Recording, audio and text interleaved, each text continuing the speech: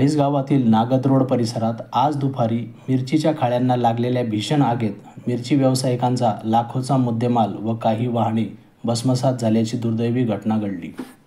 घटनेची माहिती मिळताच अग्निशामक दल दाखल झाले व प्रशासन तसेच स्थानिक नागरिकांच्या प्रयत्नातून आग आटोक्यात असून सुदैवाने यात कुठल्याही जीवितहानी झाली नसून परिस्थिती नियंत्रणात आहे। घटनास्थळी माजी आमदार राजूदादा देशमुख, चाळीसगाव पोलीस निरीक्षक किरण कबाडी साहेब तसेच प्रशासकीय अधिकारी, नगरपालिकेचे अधिकारी दाखल झाले तसेच सर्व परिस्थितीवर नजर ठेवून होते।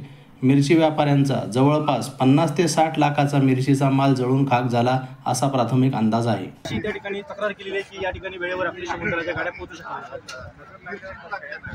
माहिती मिळाल्यानंतर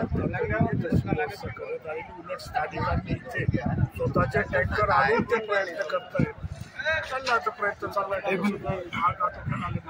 या ठिकाणी आपल्याला असं वाटतं की आपल्या आटोक्यात येऊ द्या आल्यानंतर आपण या ठिकाणी पाहणी केलेली आहे। काय वाटतं साधारणतः किती दुकाने या ठिकाणी जळालेले, अनेक वाहने या ठिकाणी जळाले, बाजूला पेट्रोल पंप अजूनही चालू आहे। आपण जाऊ शकत नाही, आपण बघतोय, आपण पुढेही जाऊ शकत नाही। आणि माझ्या मते असं आहे की थोडं प्रशासनाला त्यांचं काम आटोक्यात आणण्याचं करून द्यायचं, मग आपण त्याचा आवड। आता बरीच मंडळी आपली म्हणजे आजूबाजूला असते, गर्दी पण असते।